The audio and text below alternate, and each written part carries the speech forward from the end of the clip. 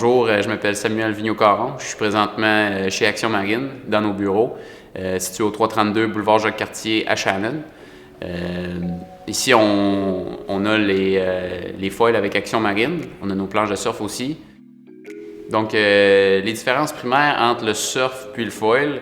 Le surf en soi, c'est une planche de surf. Donc, on peut parler d'une planche de surf comme une planche que les gens vont surfer, excepté que cette planche-là ici est munie d'un système d'hélice à l'intérieur, donc un peu comme les motomarines, propulsé par une batterie. Donc ça, une fois qu'on veut faire du surf, on se couche sur le ventre, on avance tranquillement, on se lève debout, puis on surfe comme sur une planche de surf normale, comme s'il y avait une vague. La grosse différence avec le foil, c'est qu'on prend cette planche de surf-là, on la rapetisse un petit peu, puis on y rajoute un mât, puis un aile, puis une hélice dans l'eau. Donc à ce moment-là, avec la planche, on décolle de la même façon, on est couché sur le ventre, on avance tranquillement, puis avec une certaine vitesse, on commence à se lever debout, puis une fois qu'on est debout, on est capable de venir lever au-dessus de l'eau. Fait à cause des ailes qui sont munies en dessous du foil.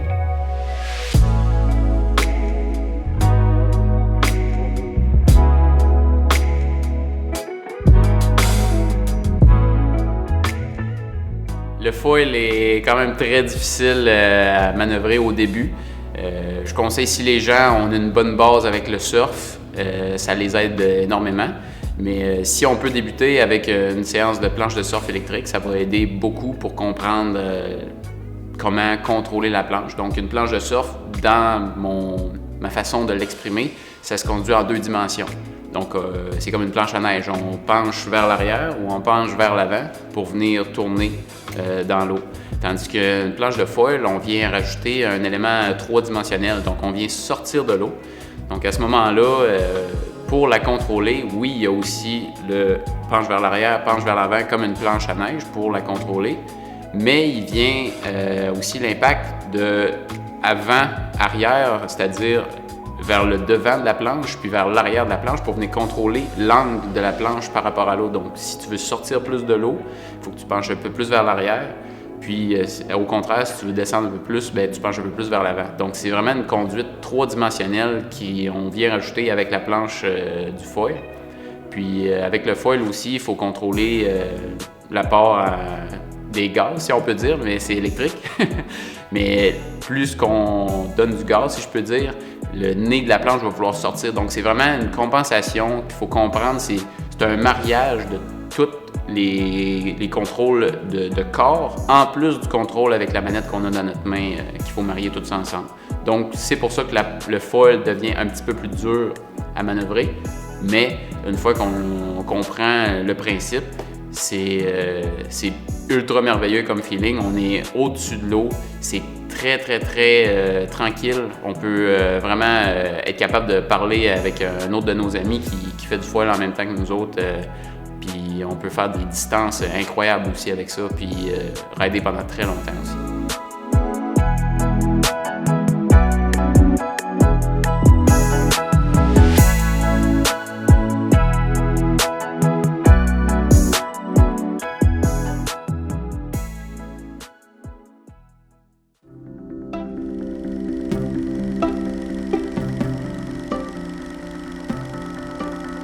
Les planches de surf électrique sont des planches flottantes dépendantes de la batterie. Le moteur permet à la planche de bouger, même en l'absence de vagues. Tout ce dont il a besoin, c'est d'eau plate pour fonctionner. Cela peut sembler une invention récente, mais ces planches existaient déjà dans les années 30. Après 3 décennies, les planches motorisées sont devenues populaires. Dans les années 90, le Neil Jet Ski Powerboard a fait son apparition sur le marché. Enfin, à partir de l'an 2000, ces produits existaient avec une efficacité et une optimisation assurées. À partir de là, les planches à grande vitesse sont devenues célèbres et les planches électriques sont l'une de ces inventions qui ont connu du succès.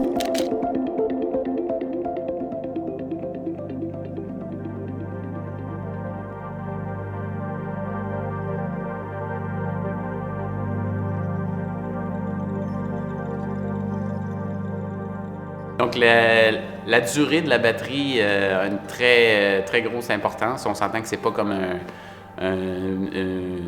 un engin à gaz où est-ce qu'on peut juste remettre du gaz puis repartir, il faut penser à la recharger.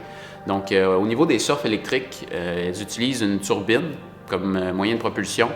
Puis, les turbines sont très, très, très énergivores. Donc, au niveau des surfs électriques, on va parler d'une autonomie d'environ 30 à 45 minutes. Ça, on parle quand on maintient l'accélérateur au fond tout le long.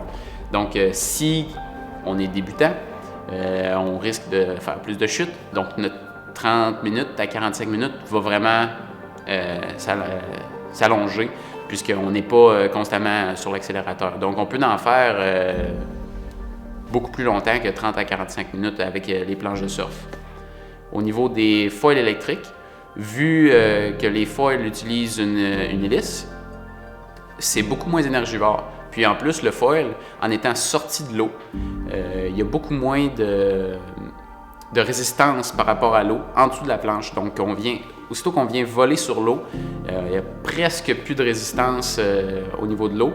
Donc, à ce moment-là, on peut atteindre des 2 heures d'autonomie avec l'accélérateur au fond là, pendant 2 heures de temps facile avec ces planches-là. Puis, c'est des planches qu'on a vraiment testées, nous, très régulièrement au courant de l'été. Donc, on peut vraiment vous dire que l'autonomie, c'est ce qu'ils disent sur papier, 30 à 45 minutes ou 2 heures, mais on le confirme que ça dure vraiment le temps que ça mentionne, et même plus si on prend des petits breaks ou donc on tombe à l'eau puis on recommence. La vitesse qu'on peut atteindre ici avec la planche de surf électrique, ça tourne aux alentours de 52-56 km/h, tout dépendamment du poids du rider. Donc, en étant plus lourd, ça va être un petit peu plus dur d'atteindre une vitesse plus haute, tandis que les planches de surf, de foil électrique, eux atteignent une vitesse moins grande, vu que c'est beaucoup plus relax comme ride. On peut parler d'un 40 km/h, mais on roule jamais vraiment à cette vitesse-là. On est surtout aux alentours de 20-25 km/h juste pour avoir du plaisir avec la planche, puis contrôler, puis se promener tranquillement.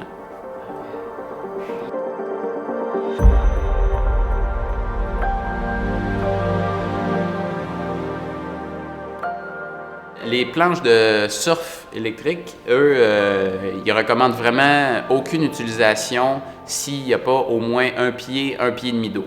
Donc, c'est vraiment une certaine limite. Parce que si on réduit notre vitesse, la planche risque de caler dans l'eau. Puis, si on vient trop caler dans l'eau, on risque de ramasser beaucoup de sable ou des impuretés dans l'eau qui peuvent vraiment venir maganer l'hélice à l'intérieur. On peut en pratiquer dans n'importe quel plan d'eau, les rivières, les lacs, la mer. Sauter des vagues dans la mer aussi, c'est vraiment impressionnant avec ça. Donc, une planche de surf est vraiment versatile. On peut vraiment en faire partout, autant pour les débutants que les avancés. Donc, c'est ce qui est vraiment intéressant de la planche de surf. Au niveau du foil, tout dépendamment du mât choisi, donc on a 2 options de mât, un de 32 pouces, un de 28 pouces. Donc, la différence avec le foil, c'est que le mât, il descend dans l'eau. Donc, à ce moment-là, il faut absolument avoir cette distance-là, au moins de sécurité, avant de pouvoir décoller. Donc, on déconseille fortement l'utilisation dans les rivières. Sinon, on peut absolument l'utiliser n'importe quand dans les lacs ou dans la mer aussi, tant qu'on s'éloigne assez de la plage pour pouvoir libérer le mât et son hélice en dessous de la planche.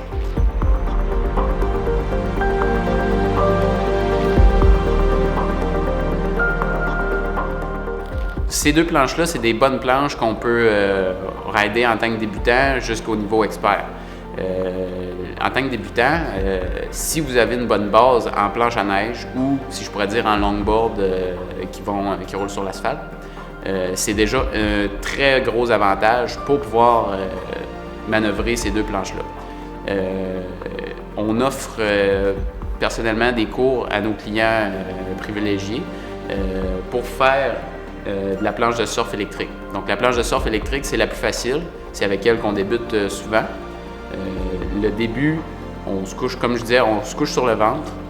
On vient prendre une certaine vitesse pour justement être assez stable, pour être capable de se lever debout.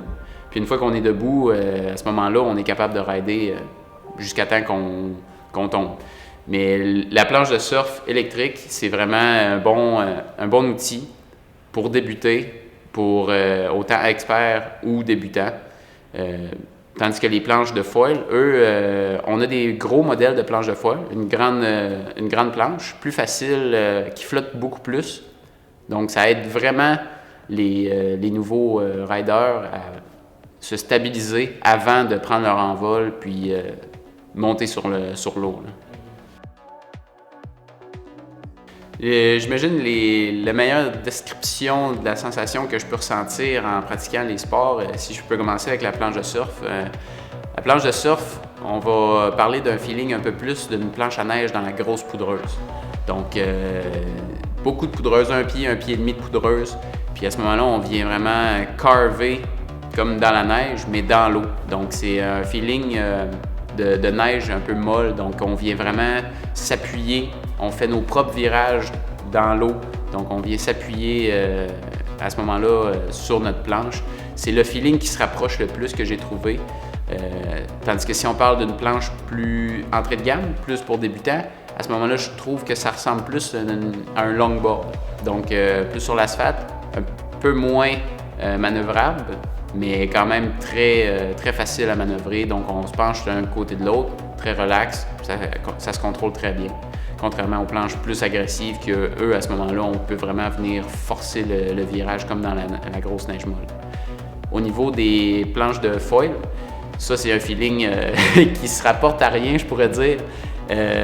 C'est vraiment une combinaison de tout ensemble, mais en étant complètement différent, si je pourrais dire, à cause de l'aspect trois-dimensionnel avec le foil en bas. Donc, quand on est sur la planche, une fois qu'on est sorti de l'eau, puis qu'on manœuvre très bien la planche, ça peut ressembler tranquillement à de la planche à neige mélangée avec du longboard. Donc, c'est pas tout à fait un, c'est pas tout à fait l'autre. Mais l'aspect 3D vient vraiment changer la donne parce qu'on n'est pas directement sur la surface, comme on n'est pas sur l'eau, puis on n'est pas sur la neige, on n'est pas sur l'asphalte. On est vraiment à une distance supérieure au-dessus de l'eau. Donc, quand on vient tourner d'un côté ou de l'autre, c'est pas direct. Donc, c'est ça qui fait en sorte que ça apporte un feeling complètement différent on est vraiment au-dessus de l'eau, puis on vient vraiment voler. C'est comme si on piloterait un avion, mais avec une planche. Donc, c'est un feeling qui est semblable, mais complètement différent de tout ce que j'ai déjà essayé.